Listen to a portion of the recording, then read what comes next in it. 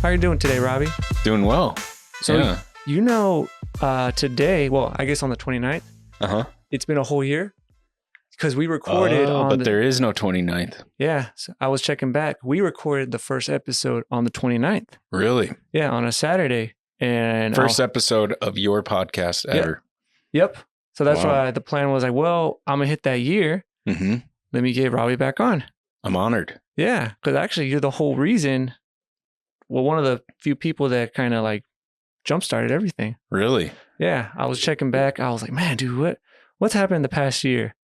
And I was looking back. I was like, man, I just, we started in a little conference room. I had the little Bluetooth mics. I was checking like how I could do it. And yeah, I was like all wary and timid and this and that. And now I got people asking to be on. Last week, I was at the Rotary Club giving a presentation. Yeah, I was doing a remote podcast, and I had 2 sponsors. I'm like, oh snap, that's cool. This is amazing. I think it's cool that just the world we live in, where the people that have voices that we listen to aren't, you didn't have to go through some 4-year and then climb the ladder of journalism or whatever. In some ways there are some ways where media and podcasts and social media and all that stuff has sort of created a lot of conspiracy theorists, but also it does force more honesty and accountability. Oops, sorry. Because Jose can start a podcast a year ago with Bluetooth mics, and it really doesn't take much. It's terrifying, but it's also kind of neat that, we can communicate in a broad sense more than we ever have.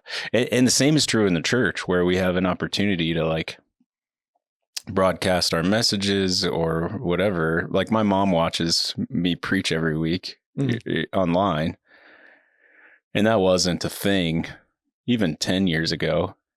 COVID really made it happen faster, but I mean, she could listen to audio, but she watches our services. Yeah. Cause that's what moms do with their boys. But anyway, I just think it's kind of neat. What's up, y'all? If y'all want to be a guest or a sponsor, please shoot me an email at vermillionunplugged@gmail.com. No, it's been great, especially because I always tell people when I get someone on, or actually post, or even before we start, I tell them, I'm not a journalist. I don't have like training on this stuff. It's just a hobby. And I know in the beginning, I'm going to say that first half year, a lot of people were kind of wary on it when I asked them. I think they thought it was going to be just like, like a news interview. Right. But I was like, no, let's just talk. And I was just so surprised. I don't know if it's maybe me or something, but a lot of people, they open up, or maybe because I open up a lot. Yeah. And usually, like, I remember in the beginning, sometimes I would be like, well, do I need like write the stuff down or this and that? But then I was like, well, let's just see what happens. Yeah. Yeah. But I will say that's definitely one of your gifts, and that's why it works, is you're just curious. Mm-hmm. You're good at asking questions, and it does create conversation.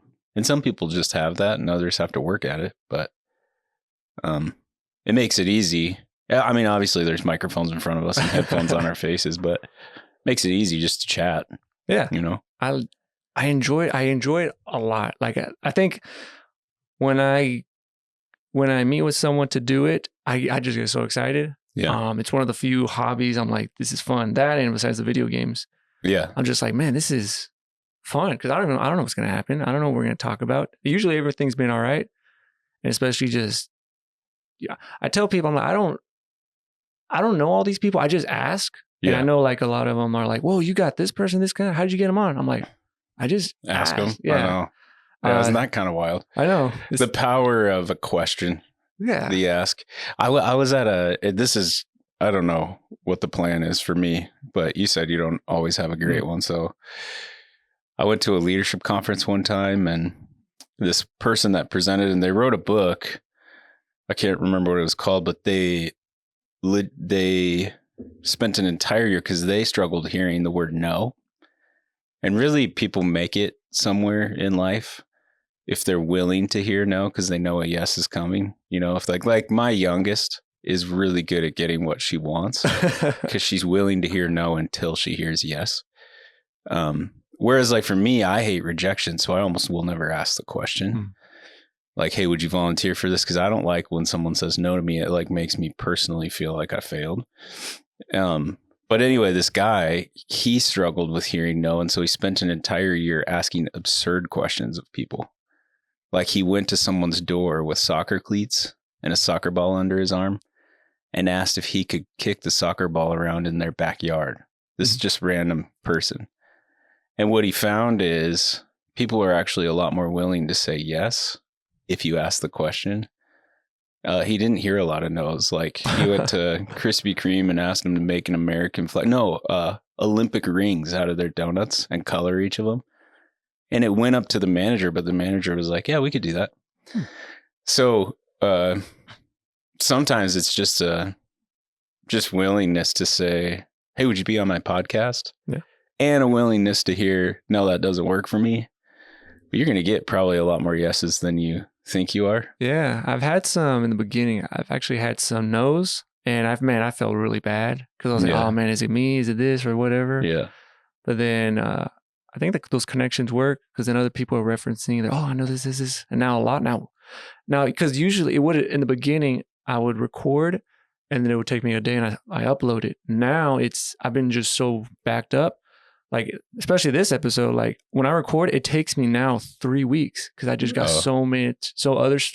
more content. Yeah, which I guess is good. But now I got to tell people, hey, it's going to take like a few weeks. But yeah, I don't know. I'm just so, I enjoy it a lot, especially because I learned, because I didn't know. Same thing. Like I just bought those like Bluetooth mics. I didn't know how to edit. I still think I don't know how to do it.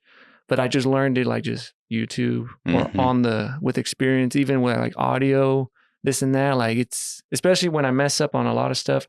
I think it was like the 4th episode with Damon Leader Charge.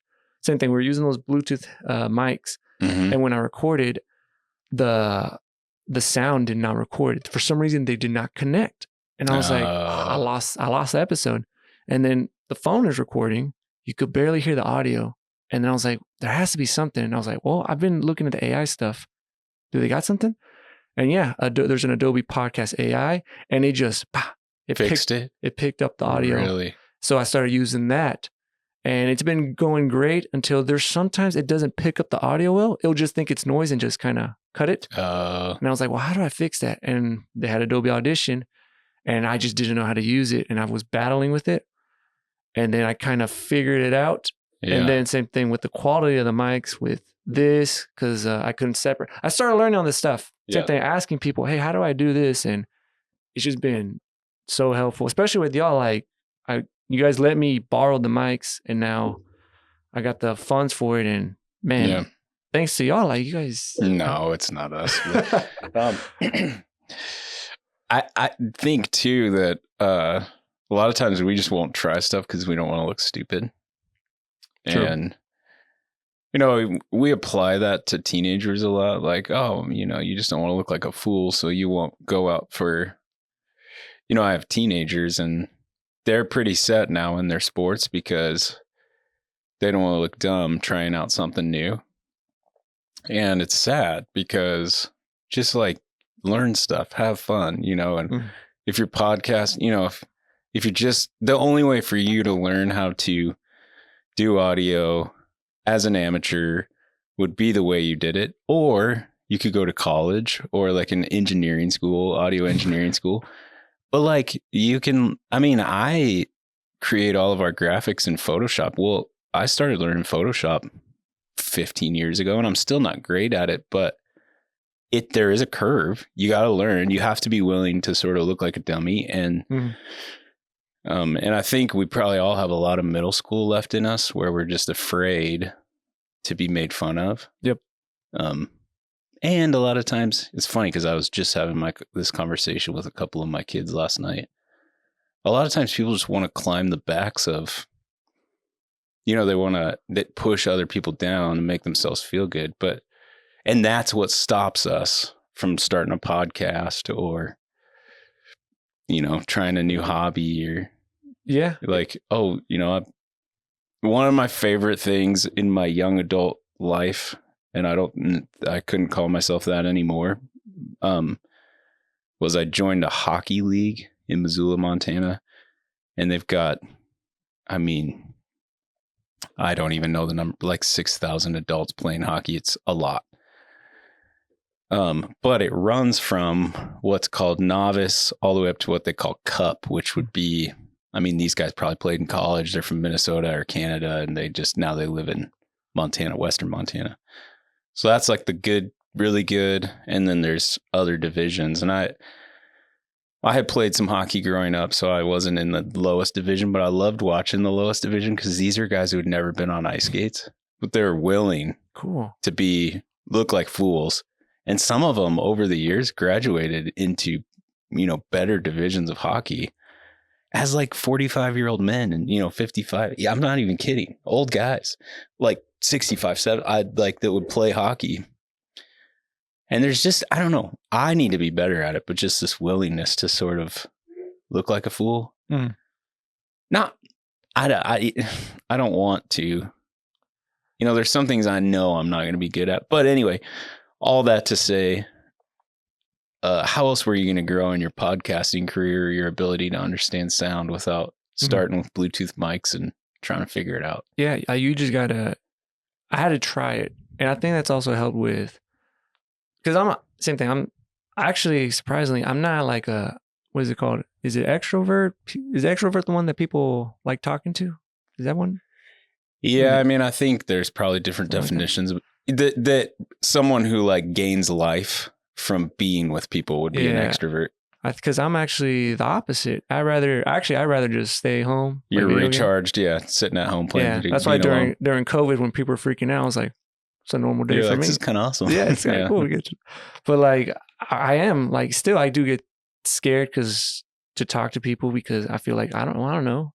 Especially, I'll give you an example that the Rotary Club presentation when they invited me. Yeah, I was checking how they do it, and I mean, I've talked to like in front of people like in school, like years ago, and I was like, well, how do I do it? And I check and I watch. I'm like, man, they're like very professional. Yeah. And I'm like, how do I do it? And I was like, well, should I practice on that? And do you watch The Office?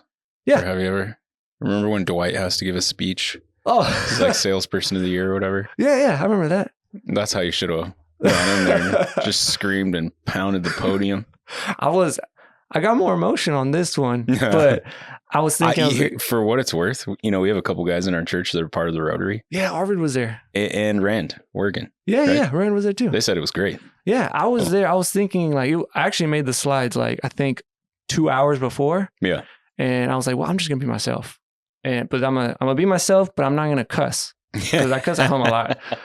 So I just did it, and the slides, because I was like, well, what's it about?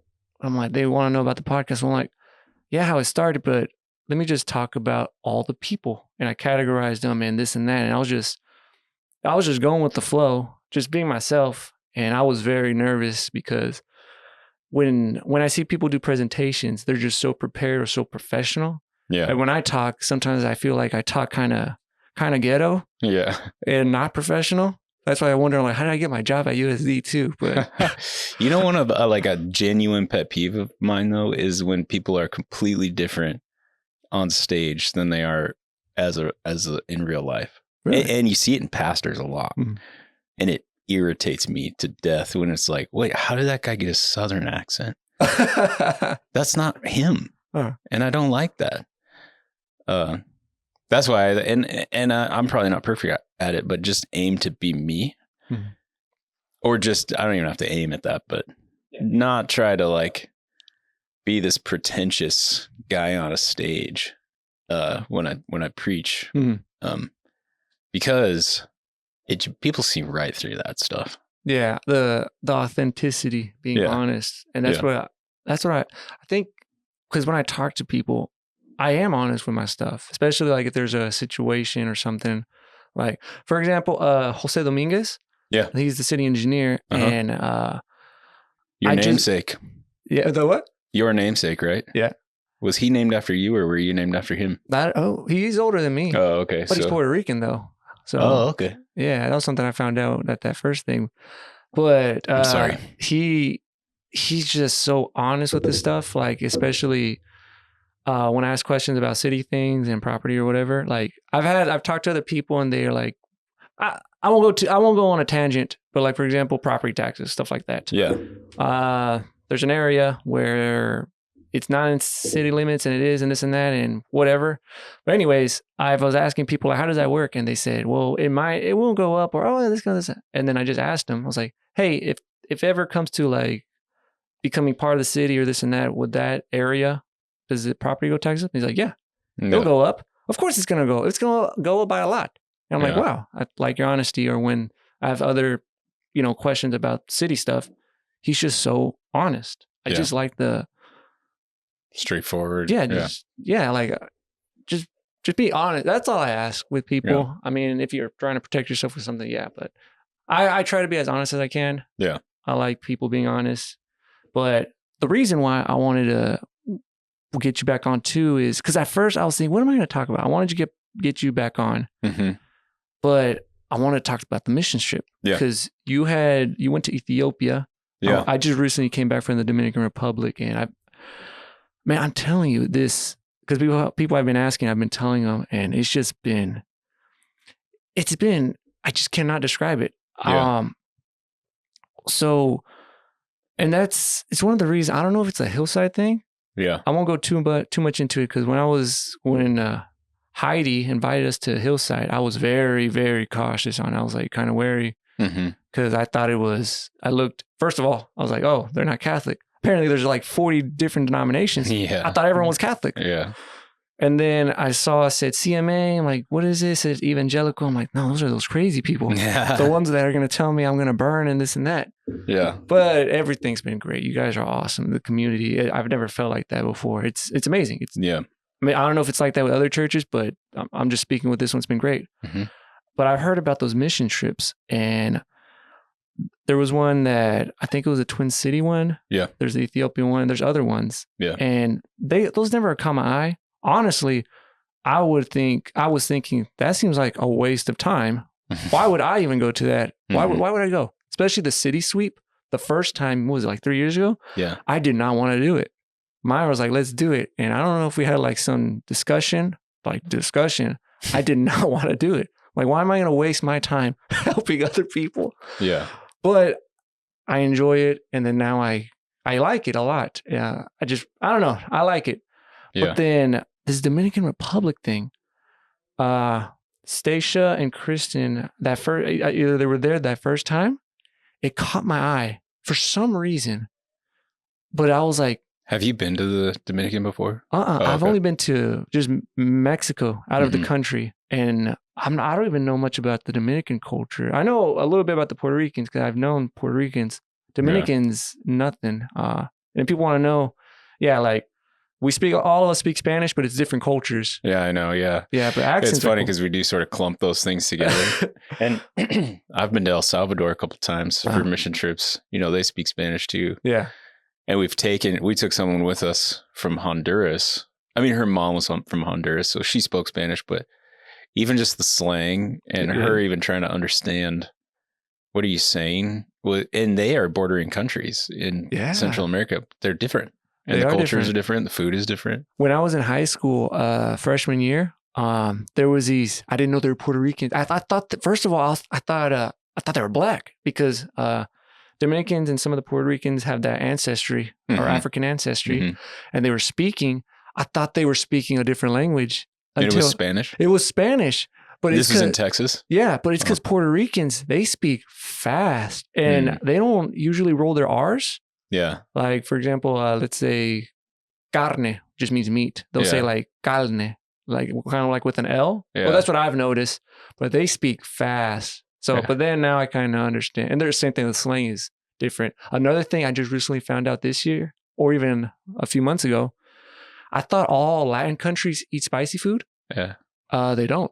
No. I think it's mostly just like the Mexicans. Yeah. Maybe there's some, but like, for example, I think Joanna, she goes to Hillside. She's from Honduras. Yeah. we were talking like about food. They don't eat that spicy. Same thing in Dominican Republic. I found that to be true too in El Salvador, and I could be wrong on this, but it was like donuts.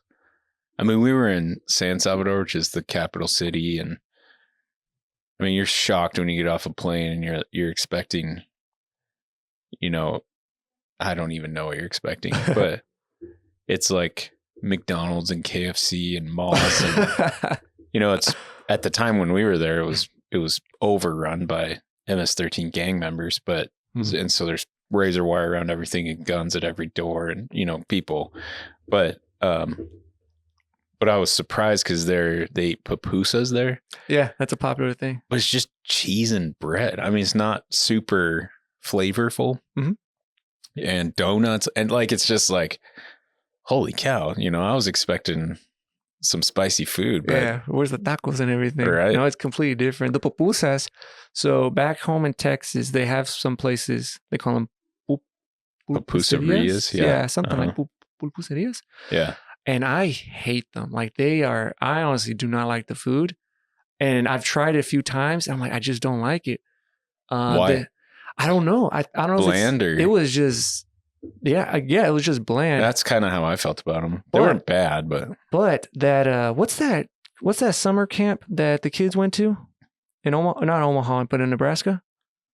Oh, Rivercrest? Yeah. So we took Victoria there, and then, is she going back this summer? Yeah, she's going to go. Cool. But we passed by, for somewhere like in the, you know, not next to the highway, middle of nowhere, there's a food truck, an El Salvadorian one, and they have pupusas. And, you know, me and Maya are like trying different things. And I was like, man, I don't want to try it. But I was like, well. Where was it? It was in Nebraska? Yeah, it's in Nebraska. And then these people, they're from El Salvador. And we went there, and then kind people, especially when we talk Spanish, and they had, you know, pupusas and something else that I didn't even know. And I was like, fine, let's try it. I swear, really Robbie, it was one of the most amazing things I had. Really? Yeah, I need to get that. I think I could find it again, but... Do you think it's like... I mean, like America, you know, there's pizza, and then there's like New York style pizza or something where you're like, oh, that is so much better than... And I don't... Only because it's a reference point. I like Domino's, but it's just so much better than Domino's or Casey's or, you know, or Pizza Hut. Do you think that even in El Salvador or Texas or places like that, they just vary so much because someone's got this like family recipe and someone else is just making them to make money? I think so. It has to be, especially because in Texas, the ones we go to, they're like bigger. It's a restaurant, it's a big place. So I don't know if it's now they're using cheaper things. And this one was just a little food. It's a little food truck, and it's just amazing. Yeah. But it's the same it could be the same with like Mexican food. Like, I don't have no problem with Tex-Mex. I like it. Yeah. But it is not the Mexican same. Food. Yeah. I'm not against it. But that's why, like, for example, when we sell our food, like the tacos, like how Myra makes it, dude, how she makes this food, it's just like how like my mom or people from like Mexico make it. That's how she makes it. It's so good. Yeah, let's not talk about her food. But yeah, let's. What was I talking? Oh, the Dominican Republic. Mission trips. Yeah, but it caught my eye, and when I was thinking, I was like, no. The first thought that I was like, no, because they go and preach. I cannot preach the Bible. I don't know anything about it. Sure. I'm brand new. I'll probably deconvert people by accident. Yeah. But then they said it's different. They're gonna just do like projects and like construction stuff, and I was like, well, I have no skills in that either. Give me some computer or software stuff, but I don't know how to use a hammer. I can barely cut anything. Yeah. But something just attracted to me. And then they had a meeting and I was like, well, let me head to it. And I told Myra about it. And then I saw we went there. It was just me though. And they talked about the price. I'm like, no, there's no way. I cannot do it. And then I told Myra, I actually thought when I asked her, I was actually hoping she was going to say, no, we can't do it. But she said, yes. And she said, no, let's all go. I'm like, even Victoria? She's like, yeah. I'm like, fine, let's do it. But I'm like, why am I so attracted to it? Why do I want to go? And I remember asking Dwayne and them, I'm like, how'd you guys get funding for the Ethiopia? They said, usually for some miracles, something happens, but they just go ask people. And I don't like asking people for money at all. Yeah. So one of the ideas like, well, what can we do? Like a fundraiser. There's fundraisers. I heard they always do like bake sales, but let's do something different. Let's make some food and let's just let's just do that. Kind of like how we did for that meeting. Yeah. So we brought that up to station, Nathan, and they thought it was great. And, we prepped that night before. We had the whole team, and Myra is the one showing how to do this, giving them that talk. Same thing with tamales. It was a fun. I thought it was a fun thing. Yeah. Because you get it's like how you get a family doing it, and then we sell them, and then it went great, especially the tamales. And then for some reason the price dropped a bunch, so it was golden. And I remember when I had Jim on, he asked, we were talking about why. I forgot what I said, but throughout that trip, we got there. I'm telling you, Rob, when we got there, we got to Santo Domingo, and the first thing that happened is like, let's get something to eat. And Kristen came and she says, let's get airport pizza. Honestly, I was kind of disappointed. Yeah. I was like, I don't want pizza. But this pizza, I swear, it's one of the best pizzas I've ever ate. It was that good. It had that crispy crust. The cheese was actually in the airport. Yeah, in the Dominican Republic. Yeah, it was that good. I don't know. I was expecting it to be trash. Yeah, it was that amazing. Anyways, we started. Have you ever heard people? I'm sorry to interrupt. Go. Maybe you've heard this before, but and I don't remember where I heard it a long time ago. But that oftentimes cultures that have like less means have better food because they eat less frequently. It's less of like an addiction, and it's more of like a let's make a good meal. And even if it's just rice and beans, it's going to be great. And I found that to be true when I travel. It's like, oh, these people really care about their food. They're not trying to produce mass amounts of it. They can't. And it's not overly processed. And even when we were in Ethiopia, it was just like, wow, this food is really good. Yeah. It's different. And I had my 15-year-old with me. He's 16 now, but I don't think he would agree that it was good because he likes pizza and hot dogs, or whatever. But I've just heard over the years that like cultures that have either been like through war or have had less means have produced better recipes because it's just they have to concentrate. It's less of like I don't even know how to describe it in America. I mean, I probably eat, unfortunately, there are less minutes in the day that I don't eat than minutes that I do. So they're just like not meaningful moments. It's just like, fill your face kind of stuff. Yeah, it's probably that. I know what you're talking about too. And the word, I'm going to use a different word though, but they use like that, you hear it, they make it with like love. Yes. I know. I used to think that was the dumbest thing, but it is like, no, there is love involved. Yeah. I have an example too. In back when my grandpa was still alive, he remarried. And this lady, her name is Blasa, but she passed away a few years ago. So where they lived in Mexico, it was very like poverty. Like their house is like brick. It actually doesn't look that great. But the food she makes, like, it's just, she made beans, nopales, salsas, tortillas, meat and all that. It's really, really good. And then, I wouldn't complain nothing, but then sometimes I'll be like, man, here we're in the place does not look at all great, but the food is just amazing. And especially because when we get there, family, they know they're going to make food for everyone. They want it to be good. It's probably the same. Maybe, I don't know if that's the same with that pizza, but that pizza was bombing. I was just curious. It was amazing. But but when we get on the bus and the place is beautiful. We're in the ocean. I never seen stuff like that. Yeah. We're driving for an hour and a half. Traffic is horrible. But anyways, right when we're out of the big city, I start noticing the areas, small neighborhoods and all that. They look just like the neighborhoods where my family and where Myra's from. They look exactly like Mexico. It's where I'm from, or where my family and Myra's from. The state's called Guanajuato. This place, the bigger city that's close by is called San Pancho. And their rural areas is called San Roque. And Myra's a place called the Maguey, or El Maguey. But these areas will look just like it. I'm like, I was telling Myra too. I was like, hey, doesn't that look like Mexico? She's like, yeah, it looks just like it. It's just, Everything looks the same except the people. People are more darker. Mm-hmm.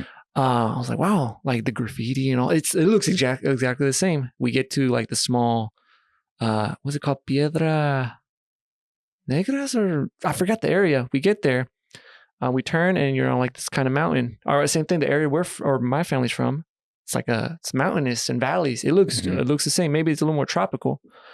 But the roads look the same. We pass by. I'm like, whoa, this looks just like the place. And then we get to La Finca, and I saw a video of it. Either the video was completely wrong. Yeah. But this place is amazing. It looks beautiful. Like, I cannot describe it. Like, I'll describe it. Like, I've seen it. Well, I call it more like a hacienda. If people seen like those like cartel shows where they live, it looks just like it. Like that really? Beautiful, like a big gated. It's gated. Really? You got trees. You got some, animals. There's a pool. The house is amazing. This place is amazing. It's huge. And then we're asking we're checking how big the land is, and it goes far. Like this place is huge. I was like, is Kristen like, is she selling something here? But the place is wasn't it? Didn't she get it from? Wasn't there like a pretty sketchy person that lived in the area? They said it might be from a Nazi back in the day. Right. And no one would buy the land. So she got like a crazy deal on it. Yeah. Okay. Yeah, I think it looks that nice. It's probably one of those, back in the day, a Nazi kind of escaped. But just for clarity, because I said, is it the kind of place you'd want a vacation? And you said, not the area. Yeah. Maybe the capital, but the area, or that when I was there at La Finca, that place is just beautiful. Just the gated area, but okay. Outside of it, not really. Maybe the capital, because we weren't there in Santo Domingo, but you could see the beaches and everything. Right, so maybe there. Yeah. But we were there that night. We got there Friday. The next day we started working, and I didn't know what the plans were. I heard about building a kitchen for Selenia and all that.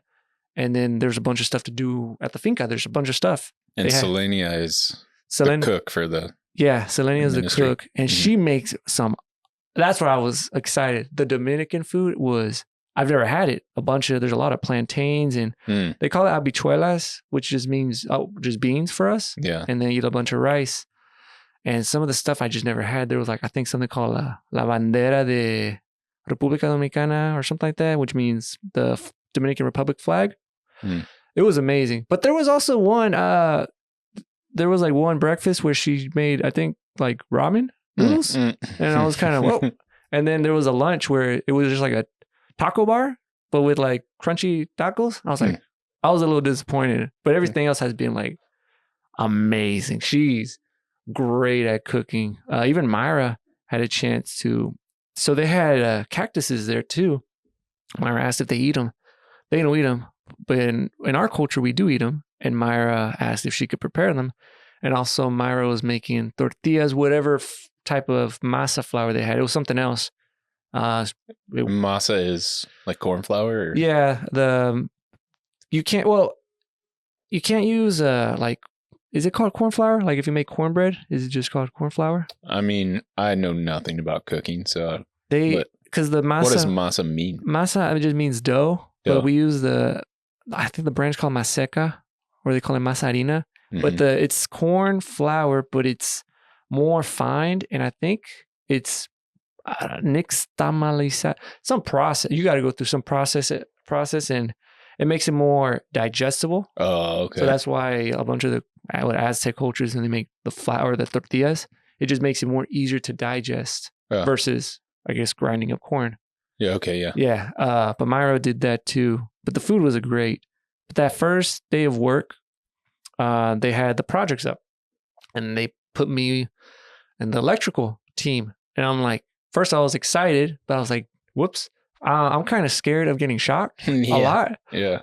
I don't know how to do it. So I'm with the guys, and I'm like, well. Who do know how to do it. Yeah. So let's go. I know. So I was there with Dustin and. Who's an electrician. Yeah. Dustin's there. Greg Hansen was also there. I think Carter was doing something else. And Charles was also going to be there, but Charles was running. I'll get with Charles later on. But that first day I was with, everything's not going to plan though, but everything's fine. Like we had to clean up I I know what conduit now is. I didn't know what conduit. Yeah. I was there Googling it, like, what's conduit? But we had to clean out some of these wasp nests, dirt, mud wasp stuff. And there's a bunch of, there's spiders, but these spiders are huge. But man, anyways, I'm with Greg, and I think we're just talking, and I don't know how it came to. I asked him something, but one of the things I asked was like, "Why are you here?" And he gave me his reasons, and I was wondering. I was like, well, "I don't know why I'm here." Then he started talking about him and Stacia and their like relationship or father-daughter relationship, and I won't go too much into it, but it is, I'm gonna say like 99% the same as me and Victoria. Like the situation is completely the same. And that surprised me. I was like, whoa, that is, well, first of all, I didn't know about that. And I can't go too much into it, but I was like, whoa, super, super, super similar. I would have never thought. And then I think the same thing the next day or something, I'm with Charles, I think, if I remember right. He asked me, do you know how to like use a grinder? Nope, I don't know how to cut metal. He shows me. And what I was thinking is, man, I'm messing up. He's going to yell at me. He's a patient guy. But I was with Charles, and the way Charles works, like, so he's a contractor. I knew he was a contractor. Yeah. But the way he moves, Robbie, like he could run, like almost like running the projects or has these ideas, like, and he's showing me how to do it. Or, you know, if something doesn't go right, well, we adjust. I've never seen someone work like that. I've never like worked with an actual contractor, stuff like that, but it was just amazing. The way he thinks, it's just, and the way he like teaches, like, I don't know this stuff. Luckily they have so much patience. And same thing, there was a welding, they're doing welding. You got to ask them the welding. The welding didn't go that great, but it's just, everything's just amazing. And because they didn't have the power they needed. Yeah. Is that why? Yeah. And I did hear that. It was either that day or the next day. I want to say it was that day. It was probably either lunch or dinner, something like that. We're all eating. When we eat, we're in this, I guess they call it like a sunroom, or it's a room outside with screens. It's beautiful, beautiful area or beautiful view. And I asked Charles, I said, why are you here? And I don't know how it started, but he gave his testimony. I'd never knew about it. And, you know, he's cheering up. It was amazing. You should put him on the podcast. Yeah, I'm going to ask him tomorrow. We invite him for dinner for pozole, and I'm going to ask him. It was just amazing. Oh yeah, his story is crazy. Yeah, it was. I just didn't expect it. Which is, I feel bad. Why, you just thought he was some perfect Christian guy? Yeah, and I always think that about people with an insane beard. Yeah, the beard is amazing. It's beautiful. It is luscious. It's great. But I was with Charles a lot, and then I think at night after dinner, you know, we all get together, updates on the projects, and there's a devotional, but those, for some reason, it might have been different. Like everyone just talks. It was amazing. I remember Greg saying that Greg is he's so wise. Mm-hmm. Like he feels like a grandpa. Like he's just so wise. I've just never heard stuff like that besides my dad. It's just amazing, the experience. But he was also talking about like, why are we here? Maybe we don't know why, because I kept questioning it. Like he said, maybe it's not even for me. Maybe it's for Victoria. Yeah. You know, she's having a blast. Maybe it's for Myra, or maybe for other people, so we get to know. Maybe we just don't know why. And it was one thing I was thinking about, Robbie. I was thinking like, what attracted me there? Is it, I always wanted to learn to do like, you know, hands-on construction stuff. I regretted it because my dad he always wanted to show me. And I was like, no, I'll just stay inside and play the video games. I mean, I learned a bunch of computer software stuff, but I regret that so much. Hopefully we have ideas with the room, and he said he's going to help me out. So I'm so happy. But I was thinking, I was like, am I there to learn construction? Well, I don't have to go all the way over there. I can learn it here with friends. You've got YouTube. Yeah. YouTube helps. Am I there because I want to see another country traveling? Kind of. Yeah. But there could have been another way going at it. Another way. Am I there just to help people? Well, not same thing. There could be another way. So I'm like, why am I here, that's something I've been, same thing, when we talk, like, I just don't know what attracted me to it. It was Wednesday, but I was with Jim because we were working on like, I was telling him everything about the Dominican Republic and working on what I'm going to talk about for Sunday. Yeah. And I was telling him that why I don't know why I was just so attracted to it. And I'll get more into it about the trip. Like, the trip was amazing. I got to learn a bunch of stuff. I learned how to grind or use a grinder, a saw. Carter is amazing. I also worked with Carter a lot, and we were just like, he felt like a cousin, like one of my cousins. Like, we just bonded so great, and he helped me out. And I also talked about, biblical stuff, and it was just amazing. And he helped me out, and I put a shelf for a projector, which I was so happy, even though it was like just this big. And I was just so happy that I did something with my hands. I learned I was with Charles and putting like cabinets and asking all these questions, and it was just that amazing. But throughout that trip, I was there was a night I could not sleep. I woke up at 2 a.m. I don't know if it was like a Tuesday or a Wednesday. I woke up and I could not go to sleep. And I was, what can I do? I'm like, well, let me just start reading something. I'm always on my phone. I'm like, well, let me just read the Bible since I'm here. I'll talk about the church service in a bit. And I was reading through Genesis. I like Genesis a lot. The beginning. I like the beginning for some reason. I read that all the way to the Tower of Babel. Yeah. I don't know it. The next day I was telling Isaac about it, and I said, I'm about to reach there. And he said, oh, it's interesting, especially because of the language you speak. And I didn't know, what do the languages have to do? He says, you don't know about it? Oh. He said, just read it. Now I read it. I'm like, oh, now I understand the language thing. But throughout the thing, I kept thinking about the Garden of Eden. And sometimes when we're working, I'm like a float. I was like a floater, so I'm always around grabbing stuff. Heavy, man, this stuff was hard work, but I started admiring the place, and it's just that beautiful. And throughout the trip, it's a bunch of work. I've never had that much hard labor before. I was sweating, I was tired, this and that, but I wasn't complaining. Usually I complain a lot, but I wasn't complaining. And especially you'll hear people saying it was a great team. I disagree. For me, it felt like family, especially like family. Like, it reminded me when I took my trips to Mexico, we all got together.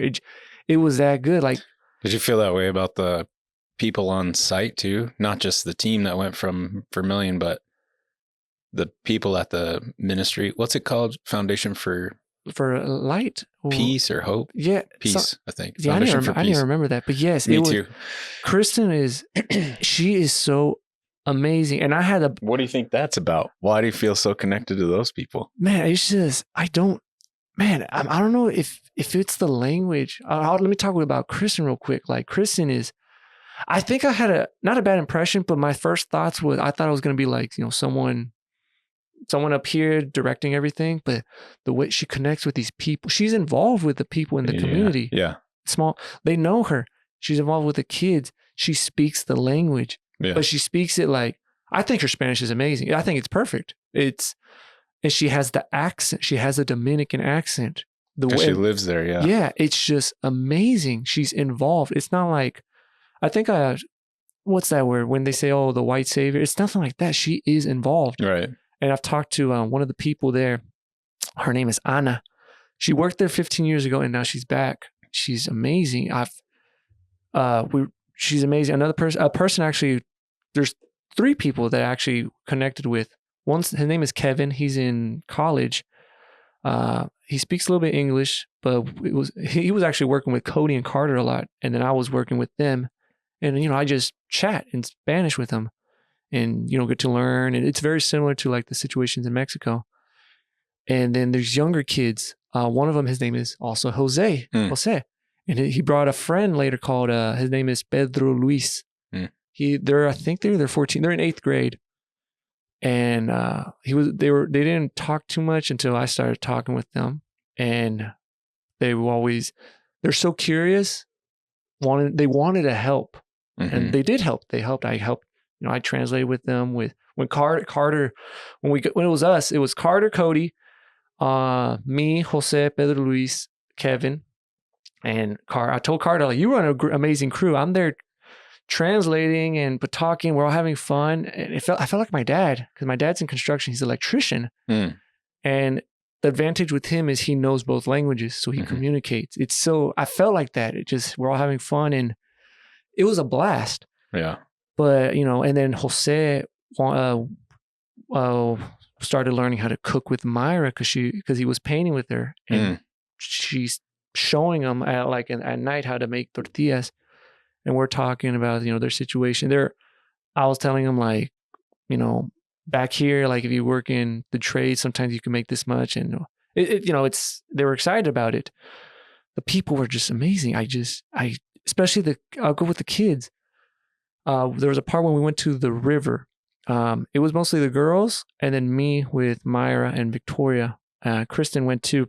We went to the river, and then we passed the village, and there's people there, and Kristen's telling the kids, like, hey, you guys want to come? Vámonos. And they're up for it. They're with us, and Kristen also has a kid, and he speaks both languages. And they're all jumping off this rock cliff thing, having fun. We're at the river. The girls are there hanging out. Me and Myra are just sitting right there, putting our feet in the water, and we're just talking and admiring it. And what I've noticed, I'm like, man, these kids, it's just, and I should know, it's a different country than America. I know that. It reminds me of Mexico a lot. Different language, different culture, but they're still kids. Yeah. The last day of work, there was a pool party they had. They invited all the locals, especially the kids and the moms. The girls, I think they went to the pool, and the guys just started. They just finished working, and I was with Carter and Elijah with the gazebo and benches. There was a bunch of kids, and then the Dominican kids. I guess I do have an advantage. They talk, and I talk to them. And they were so curious about the wood cutting, and they asked, like, can we use the bits to, like, build something? I'm like, yeah, you could use it. I asked. They're like, yeah. And they're building, they're watching, they're kind of trying to build like a little mini house. And then they want to help. And I'm there sanding the bench, and I tell them, like, you guys want to learn? Like, yeah. So I'm there showing them, and they're doing it, and then they're getting their friends and, showing them how to do it, and it's passing along, and, like, you guys want to help? And they're also helping, like, Carter with stuff. Jose and Pedro Luis are there. It's just a fun time. And then they're also playing and getting into trouble and this and that, fighting and having fun. And I was like, we're in another country, but kids still act like kids. Yeah. Even the moms are, I don't know if it's because I do speak the language, because I could talk, because they were surprised, and I'm talking with them, and I'm having fun, and they love it. And it's, I think I recommend people to learn a language, any language. It's because it's so different when you could communicate with them, or when they could communicate with you and you understand. I say with Myra, because Myra speaks both languages, but when she speaks Spanish, it's just different. And it's not her being a different person, because she has to, like, translate it. It's just, I still feel like you guys aren't, like, she's not. You guys don't know, like, the real her. Yeah. She's getting there. But she's only spoken English for since 4 years. Yeah, since like 2020. So, which is incredible to me, because she's really good at it. Yeah, but that, like, speaking, just the way to communicate with people, it's just, that's what I think Isaac and I think Charles also, and Greg, they were telling me, they're like, man, you could speak Spanish. Or they like it how I could communicate with the people, with the locals. And I'm like, really? Because also that sermon, or here's that service. This is where I think it's kind of started. It was, so we get to the church service. We're all walking. It's a small building. It's very small. I'm gonna say, like, what this room is. Yeah. This plus maybe like a third of it. It's just brick or cylinder, or brick, cement, concrete, whatever. It's a small. I recognize places like that. And we're there, and everything's in Spanish. Christian's translating for the people in English. It's small. So it's not that many people. I'm gonna say like if we were all included too, maybe like 25, maybe-ish, and people are coming in and out. For some reason, I don't know what it was. So they have music, but they have like a karaoke speaker, and the girls sung amazing singer, amazing, but they don't have that much. And but the Dominicans are getting into it. They're clapping this and that. It's the first time I was clapping and I was moving my left foot. And when that happened, I said to myself, I even stopped. I was like, that's weird. I don't do that, because I don't do that at Hillside. And it's not because I don't like the music. I like the music. Yeah. I just don't get into the worship. If you ever pay attention to me, I tell people that if you pay attention to me, I don't sing. It's not because I don't want to. I don't know. I'm just not into it. Even Victoria, she's like, sing. I'm like, well, I don't want to. I like the music. I actually do. That's why I do the sound also. Yeah. But I'm not into the worship. But for some reason I was. And I kept thinking during the worship, like, that's weird. And I felt something. And my eyes started tearing up, like right now. It's a little tearing. And I was like, that's so weird. And I was, we were in the back. It was me, Myra, and I was next to Kevin. And on the right hand, or the right wall, they have it's painted the 10 Commandments. It's in Spanish. I started just looking at it, reading it. I don't know what it was, but I was just paying attention to the commandments. And then the service started, and the pastor, she's a lady. I think she's the pastor. I don't know if they're reading 1 Corinthians or something. And I'm paying attention to it. And then another guy comes. He's an older guy. He was giving, I guess, his also testimonies. He said he used to be on the streets, always waiting for a fight. He said he would have a knife, or he would sleep with a knife, and then he found Jesus Christ, and that's why he's here. But throughout this service, I don't know. I feel something. I don't know. I feel so at peace. And then a butterfly comes out, and I see it. A butterfly just flies around, and maybe it's just me trying to figure out like patterns. It's just flying, and it's right there behind the pastor. I even asked people, I'm like, you guys saw that butterfly? They're like, yeah. But I'm like, maybe I'm trying to find a connection, but it was just so peaceful. And then after that service, Kristen gives us a tour with a bunch of the locals, and they're showing us everything, and I'm actually talking to some of the locals, and also Myra, and Kevin's there, and also another person named Benucci, a lady, a Haitian lady who speaks 4 languages, amazing. But we're like talking, and it sounds, because Haiti's on the border they border those 2 countries. Funny thing Dominican and Haiti. So I heard about the Haiti situation. Yeah. And there is racism. Myra found out between the DR and Haitians. Yeah. I don't want to speak for all the Dominicans, but there is, because I think she was talking with Kevin about it, about Venucci. Because she's from Haiti, but she speaks Spanish, English. I think she told me Italian, and she speaks their language, which is, I think it's Creole or something like that. Yeah, Creole. Yeah, but Myra was telling me that in the beginning she didn't like talk to us, because I think if I remember right, but I'll ask Myra again, that Kevin was saying that there's a lot of racism around here against the Haitians, and they say bad things to her. They not the local people, but around, the DR. So that's why she doesn't like talk. But then she started like talking, and it's kind of weird, because I know there's racism everywhere in any part of the country, even Mexico. There's racism, but like it's just a person. We think she's also talking with Vanessa. Vanessa was great. I think they bonded more. It just surprised. Maybe it still surprised me. I'm like, why though? It's the same island. You guys speak the same language. Just because, you're separated. Just because also it's the skin color. It's just, for me, it's still kind of wild that still happens. But whatever. But we're all talking, and it was fun. It feels like, like, hey, because I was even joking, like, hey, we should all hang out. Like, come over here. They have like a little bar area, but I don't think we're not supposed to go anywhere. But it was fun. Like, I'm actually talking with these locals that are like around our age. It's fun. But the trip, I'm telling you, Robbie, it was just that amazing. And it was we went to the waterfall. It was Friday. Was it Friday? Yeah, it was Friday. I think it was the pool party thing. Then we went to the waterfall. It was a state park. It was beautiful, beautiful place. There's cacao pods and everything. I was going to go in the water. I wasn't even going to go in the waterfall. I didn't expect much. We get to the waterfall. It's a beautiful, man, this place is amazing. Mm-hmm. I cannot describe it. But I wasn't going to go in at all. I didn't plan on going in. I didn't bring anything. I just brought my sweats. And I see Charles popping in. He goes in there. And I don't think he wasn't planning on going in.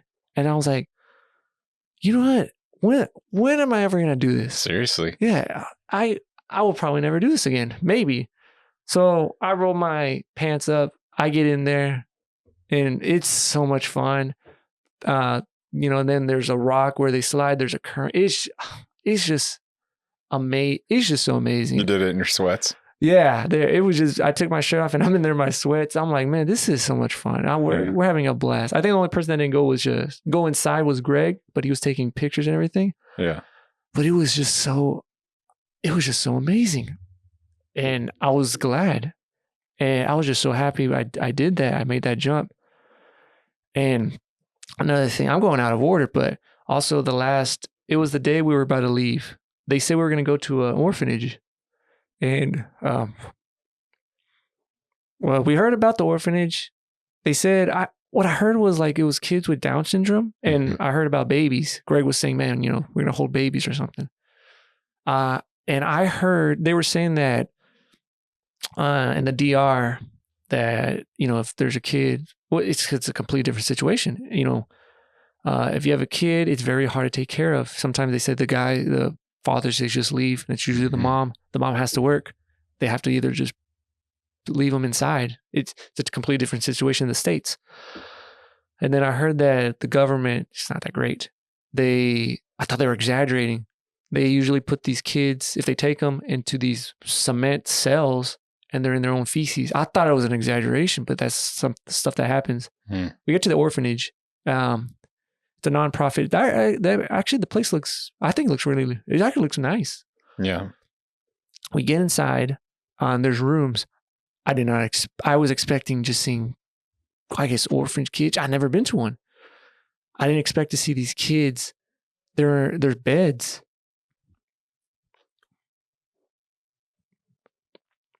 And so that's where they live. But these kids, they have like they're laying down. Some of them have these problems in their mind, but their bodies, like they have these scorpion back, like these, I don't know, these disabilities. It's bad. I think for me it's bad. I've never seen that before, especially in person. Mm-hmm. But the kids are having fun and this and that, and Kristen and them are showing us everything. Everyone's there. There's other rooms with other kids.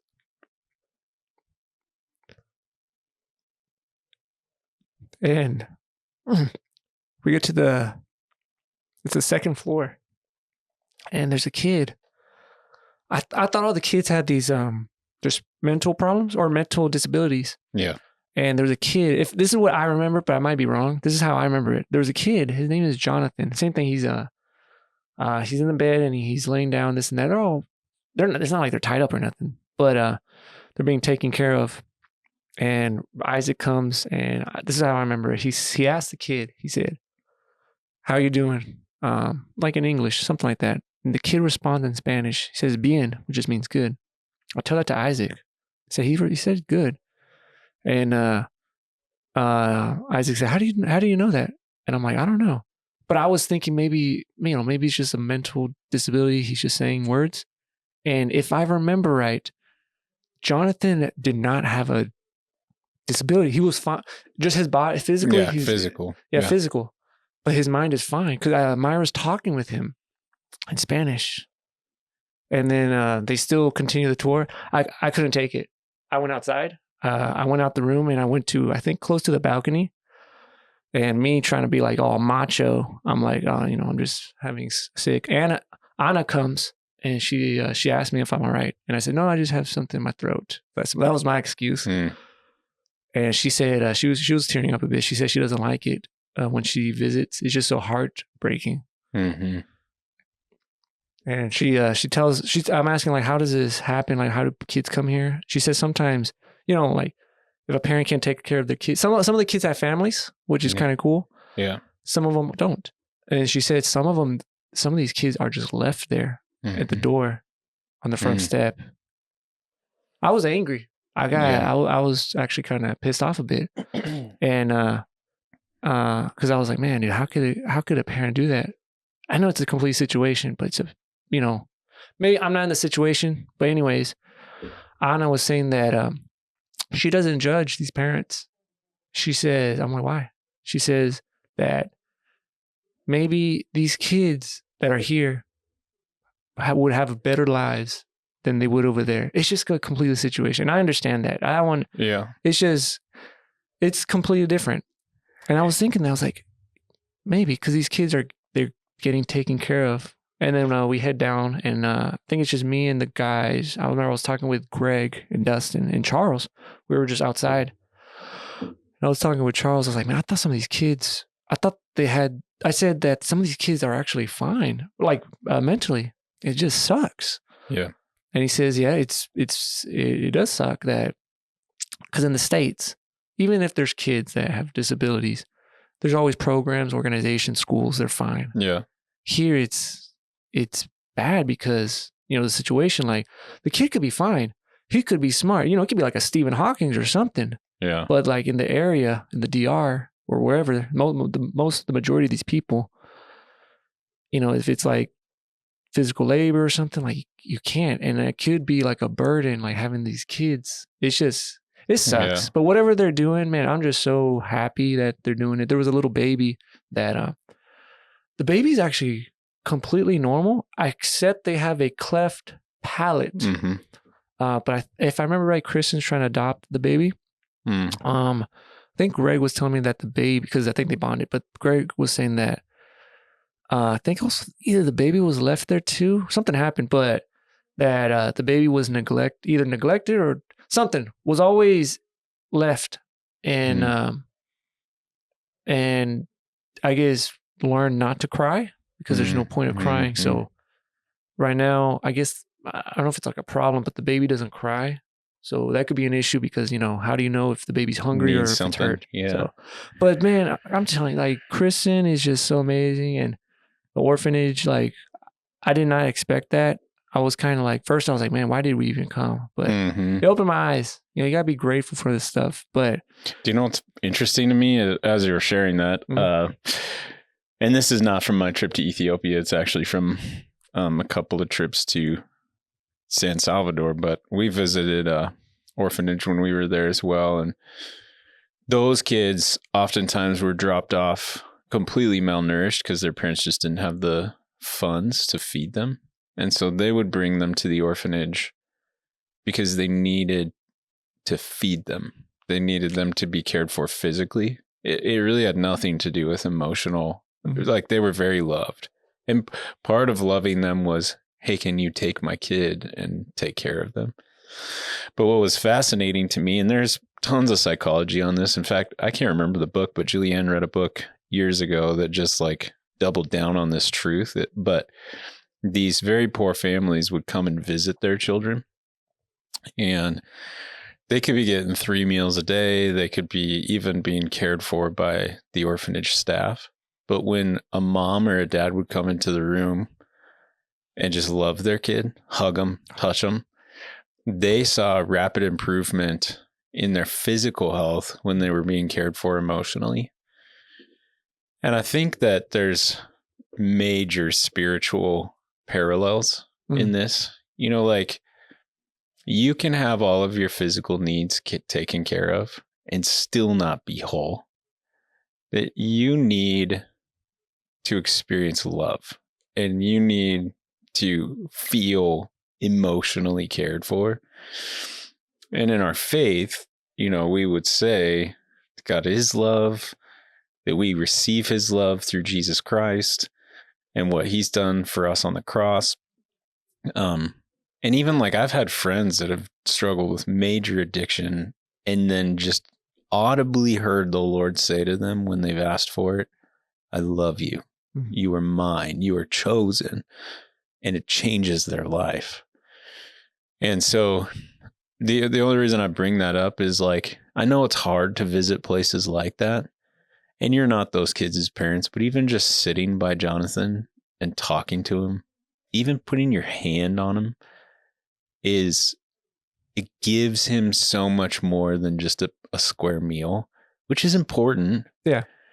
But like these kids in this orphanage that I visited would have died without love. When I was there, it brought me to tears because my sister had a baby who lived for 2 years and then passed away. She was on a ventilator. She never breathed on her own. She had a trach tube, all these things. She was born. They figured out later that my sister had a blood clot at like 30 weeks that stopped her brain from developing. But, she had a nurse, like a full-time nurse at their house. And what was fascinating to me, she had a really special relationship with my dad. Her name was Lydia. But when my dad would hold her and rub her cheeks and just kind of sing to her, tell her how much he loved her, her heart rate would drop because she was comfortable. And the story there for me is because Lydia had everything she needed to survive, machines, people. But, love is actually what produced comfort for her. So, yeah, I think of those kids. I wasn't in the Dominican Republic, but even just your visit was not in vain. Mm-hmm. They need the physical affection. They need to know that somebody cares about them. And to me, that shows the love of Christ. This is a little bit jaded, but, we think in America that we do everything we can for our kids. Oh, they've got these great programs in the public schools and all that stuff. But then there are teachers that just don't like kids. And I just think they don't need you to teach them math. They need that. That's good. Mm-hmm. They also need you to like them, True. This is what develops people is more than just this. I was a youth pastor for 10 years and people would ask me, why is your youth group growing? Because I like middle schoolers and they know it, When people don't like kids but still provide their needs for them, they're really not giving them everything they need. Yeah. So that's a little bit of a soapbox unrelated to mission trips, but all that to say, I know it was hard to see, but the Lord used you even with Jonathan. Mm-hmm. I don't know the other kids' names, and God is using obviously Kristen, and it is terribly difficult. Yeah. And we could apply that to an old folks home where people just live and their kids don't visit them or assisted living or places like that. It's not just babies. And to me, that's why Christians are so important is there is something different about us than just providing physical needs. True. That trip was just it was that amazing, especially that part. Like it just, for me, honestly, it felt like family, like the bond. Even they mentioned like, man, the team was just so amazing. Like I don't know if that's how mission trips are, but it was just that great. And I remember the last night, when we're going over everything, the highs, lows, and this and that. I think Dustin, he mentioned something about that, it was just great. It was amazing. It was just so good that if you return home feeling like, oh, there's no purpose, whatever, it's completely normal. Yeah. And when he said that in my mind, I was like, who would feel like that? Mm-hmm. And then I came back, back when it was freezing. I felt like, man, I'm back at these cold you came back hell at or something. Port. Yeah. And that last week, man, I've been like, I don't want to say depressed, but I've been feeling sad. I'm like, man, I've had dreams of the place. I even woke up one time saying, man, did I even go? It was just that amazing. Yeah. I was just looking for a verse in Ephesians so when we went to Ethiopia, which I would say was a very similar experience. We weren't doing building projects, but we were visiting. So the organization that we work with at our church, called Adams Thermal Foundation, they, there are a lot of people in our church, maybe even you guys do, but sponsor kids. Yep. Do you guys? Yeah. Yeah. So we sponsor kids to be able to go to school because in Ethiopia, if you can make it through, it costs money to go to grade school, middle school, high school. But if you get through that, you can go to college for free. You have to take a college entrance exam. But there's this guy in Canton, South Dakota, who's an engineer who literally runs these 2 schools in Ethiopia. In his organization, he has an Ethiopian pastor named Samuel, who I'm sure you've met. Samuel's a dear friend of mine, just amazing brother in Christ. Just, he's amazing. Anyway, we went with Samuel to visit these 2 schools. There was some preaching involved, but when you take the pastor, he does all the preaching. So I did that part. But so we were just there to love these kids, see how the school was going, see what God was doing in Ethiopia, and then visit a lot of our sponsored children. So we'd go to their houses because they live with generally single moms, but they're the poorest of the poor. So we went and visited them. And we were part of it. We went to some church services and some things like that. There were we ministered to some homeless people. I mean, there were mission trip things, but the thing that I walked away with was, I think, similar to what you are saying, and correct me if I'm wrong, but it was just like, whoa, we're like the same. We don't speak the same language, but they're followers of Christ, these people that we're meeting, or they, some of them were seeking. And it just, like, I kept saying this when I'd go to places. It reminded me of Ephesians chapter 4, where Paul, the apostle who wrote Ephesians, is talking to these Christians in Ephesus that are both Gentiles and Jews, which was kind of like Haitians and people from the DR that didn't like each other, but they'd both come to faith in Christ. And so he says to them, there's one body and one spirit, just as you are called to the one hope that belongs to your call, one Lord, one faith, one baptism, one God and Father of all, who is over all and through all and in all. And I go into these churches and remember this verse that, like, we're not different. I mean, we are very different food, different culture, different. And Ethiopia might be the one place on the planet where there's no racism, because, I mean, there is in their tribes, but they were never colonized. They're the only African country that wasn't colonized. So when white people walk in, they don't see monsters. They see buddies. They're very interested. Like, cool. Oh, wow, look at your skin color. That's cool. But they're not, they're not scared of, any history, because they have history with the Italians, but they beat them. So it's actually very cool. Their history's cool, but they're very proud people, really loving. But you go into these places and you're like, we are one, because we follow the same Lord. And I don't know, it's weird to go to a different culture and feel like you're my brother, And it's actually what changed, in a lot of ways, Micah's life, my son. Really? I mean, he came back and he just basically said, I just go to church because my parents make me. I'm a pastor's kid, know? But he was like, going and seeing other churches and other people made me just think, this thing is bigger than me. It's bigger than Vermilion. And God is bringing us together as brothers and sisters in Christ. And we are called to love this world that we're in. We're kind of strangers and aliens in the world because, it's not the same as the culture. But when I go to Ethiopia, they're called to the same calling I'm called to. And I feel like I'm with brothers and sisters. I just unfortunately can't speak Amharic, so it's hard to, but we know.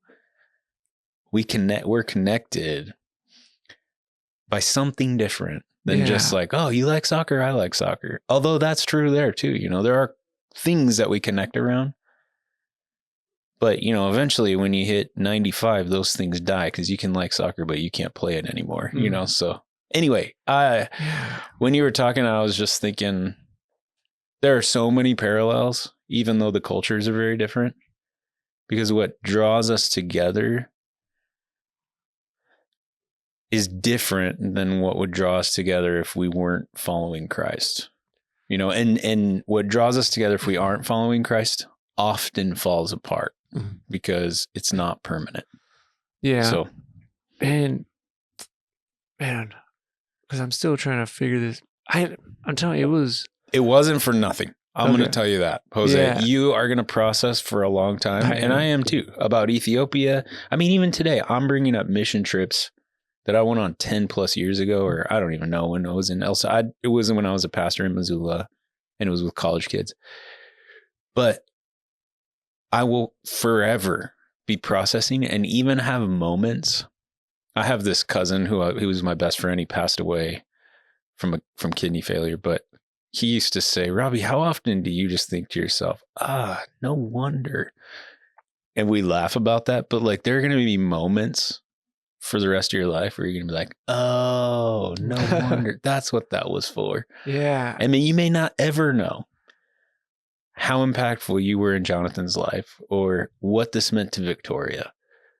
You may never know, but these are formational moments and they're good. I'm talking a lot now and I'll stop, but I've been drinking a lot of coffee. I will say as a pastor, you could ask me, why do we send kids on mission, or kids or adults or people on mission trips? And I will tell you this, I have an answer for you. It is not to go to the Dominican Republic and save the people of the Dominican Republic, although that would be a great byproduct. It is not to go build things, although that's amazing and really good for Kristen. As a pastor, when I invite people on mission trips, my goal is that your heart would grow for service, for the Lord.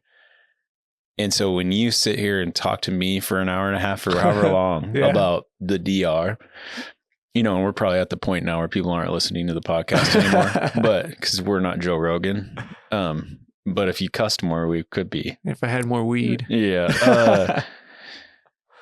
But as you sit here and talk to me, I think this is why we do mission trips, because your heart is growing for things that God loves. And that is true. I'm sure on Sunday when, everybody shares about their trip, that's what I'm going to hear. For, when I was a young youth pastor, I'd be like, oh, we're going to go. And, we did a couple of mission trips to the Crow Agency in Montana, which is an Indian reservation. My thought was, we're going to go and save the world.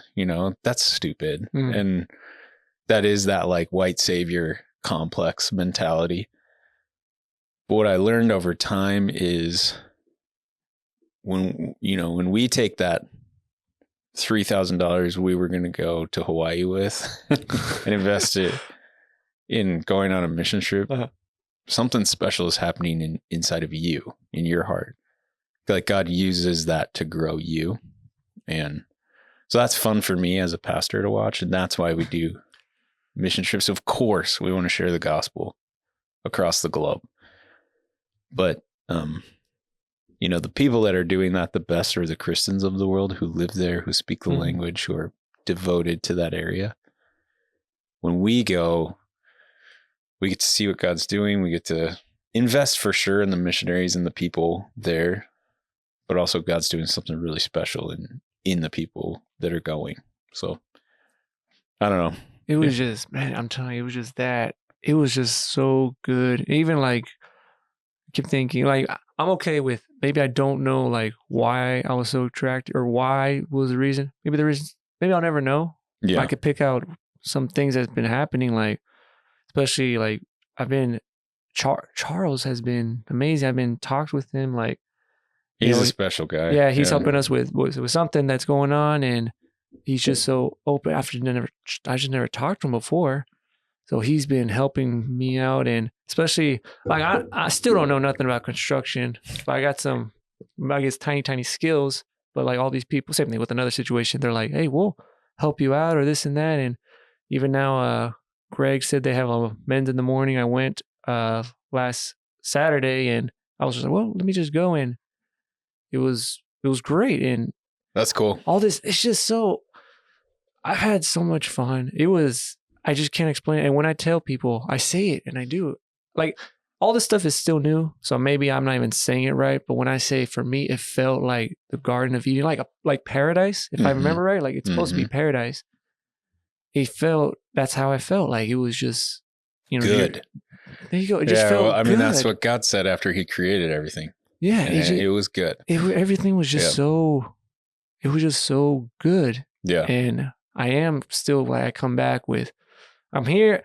I'm not complaining about my life. My life is actually fine. But, you know, you're back with like, it's hard because you're there. It's for me, it seemed perfect. And then you're back and now, you know, you're dealing with this. I'm like, oh, man. You know what, Jose, though, that's not unheard of either. And it, unfortunately, because we live in the world, you're gonna run up against a very real enemy of God, a very real enemy of you, the devil, you know. Mm-hmm. It doesn't mean people are the devil, but situations that just try to discourage you.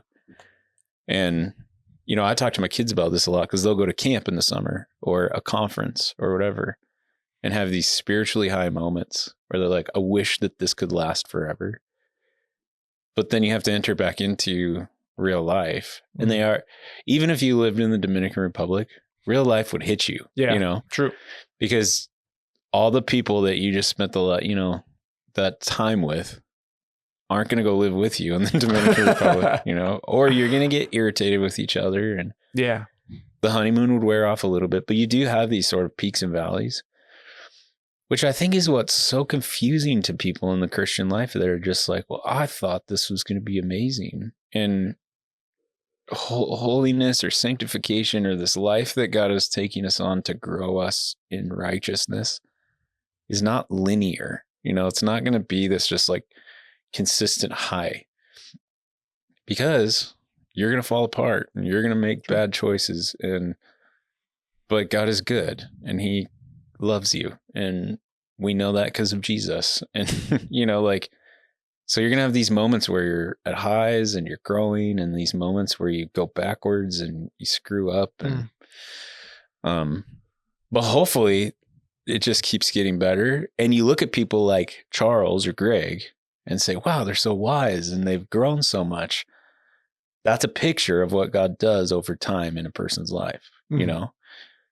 Because isn't Charles just the coolest? Yeah. It's the beard. It helps a lot. The kids started calling him Santa Claus too. Nancy was just amazing people. Those two are incredible people. You know what's weird? So Isaac, he's been dealing with a bunch of back problems. Yeah. And he was talking about a surgery. He was saying that during that DR trip, because it was a bunch of hard. Dude, I'm telling you, I was picking up stuff, and for me, I felt like a man. I was like, man, all this testosterone. I'm ready to hunt a leopard or something. Let's go. I'm on my way for my trial. But Isaac said that his back didn't hurt. Yeah. And then, what was it, last Sunday or something? He said it's starting to hurt. Yeah. Nancy, so I didn't know she has these like health issues. Arthritis and stuff. Yeah, and diabetes and all that stuff. I didn't know that. But they were saying that throughout the trip, because she was also cutting the screens and everything, a bunch of stuff. Very tedious work. Yeah. She said she was fine. Isn't that crazy? Yeah. It's cool. And I don't know.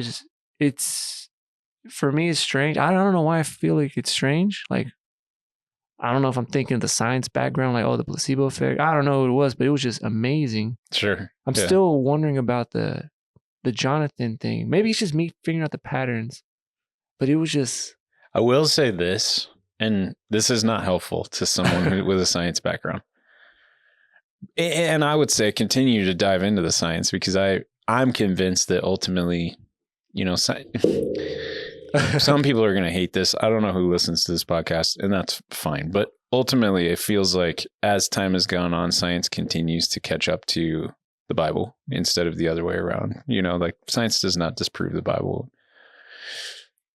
One example, and again, this could really irritate some people, and I guess I'm fine with that. I hope that they know I'm not trying to irritate them, but like over time, we've learned a lot more about the human life inside of a woman's body, and that like life begins a lot earlier than we think it does. And in the Bible, it's just very clear that life begins at conception, that God creates us, forms us in our mother's wombs, but like things like that, even just galaxies in place and things like the overtime science has been like, oh, we're catching up to the Bible. That's actually true. But, and people could argue with me all day long, and that's fine. I'm not actually that smart, but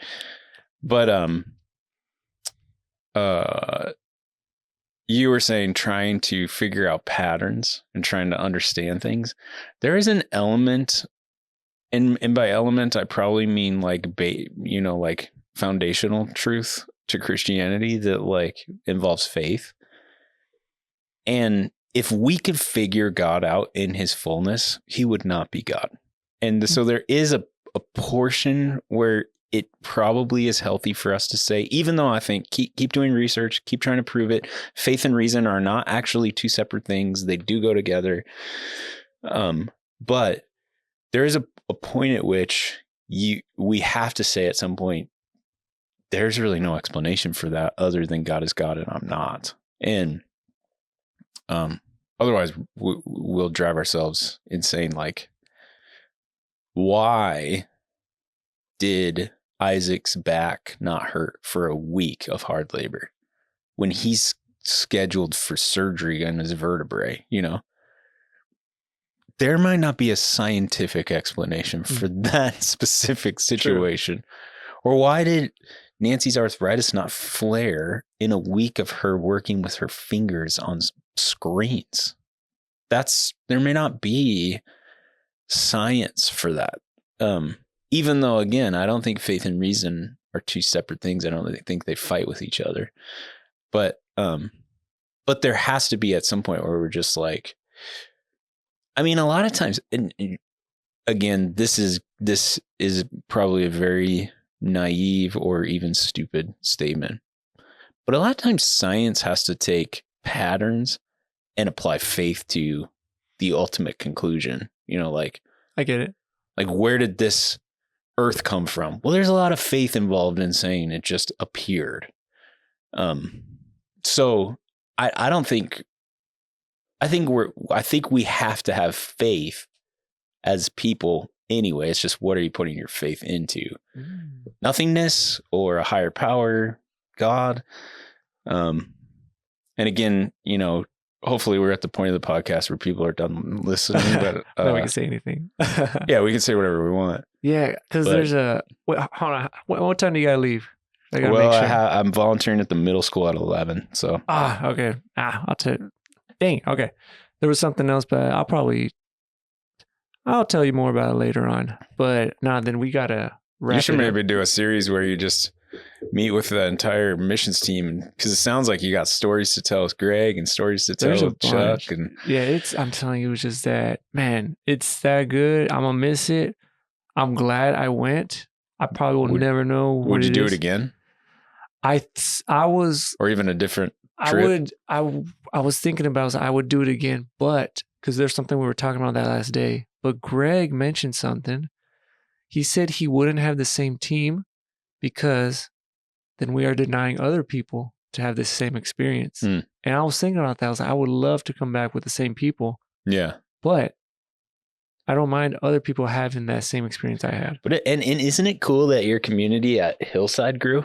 Like, you've got friends now that you maybe knew who they were, or at least recognized their faces, but now you're deeply connected with these people. Yeah, like talking with Charles and this and that, Greg, even Carter, like we were talking about video games over there, and a few days ago we were all playing Fortnite and winning. I told him, I said, hey, you need to use your money to get you a big PC. So I'm trying to convince him. Have you has Carter ever told you about playing what's the Xbox? Is it Rainbow Six Siege? No, the one that's like Xbox, Halo. Oh. Yeah, has he ever told you about playing Halo with me? Oh, Sam, nuh-uh. We were playing 2-on-2 in our basement. So it was my son and Caleb, Carter's brother. I think we're on a team, and I was on a team with Carter, and I could not kill anyone. I'm terrible at those games. So to make myself feel better, I just kept going and finding Carter and killing him, even though we were on the same team. Oh, because they probably had the friendly fire. I kept telling him I got to get my stats up. I need to make some kills. And he's like, I'm on your team. He hated me that day. Okay. So I'll ask him that. Yeah, I have to ask him about playing Halo with Robbie. All right, I'll ask him that. Yeah, he was so frustrated with me. But I need to cut this, but is there any last things or last words you want to give out? No, hopefully it wasn't confusing to you at the end or anybody when I was just talking about faith. But I do think we do ourselves a favor when we don't try and make sense of everything in Christianity. I hope that doesn't come across wrong, because we should fight to understand, but there does come a point where you're just like, I don't know, God, but I trust you. You're God. Yeah, I'm okay with that. They say that leap of faith. Yeah. I'm okay with that stuff. Well, and in some ways you did it. You took a chance by going to the DR, and look at what happened. And in some, it's different, and it's maybe a bigger leap, but that is ultimately when you're just like, I don't know everything about everything, but I am going to trust God with my life. That's a leap for sure. All right. But he won't disappoint you. Sweet. No. All right. Well, let's cut this off. Thanks a lot, Robbie. You betcha.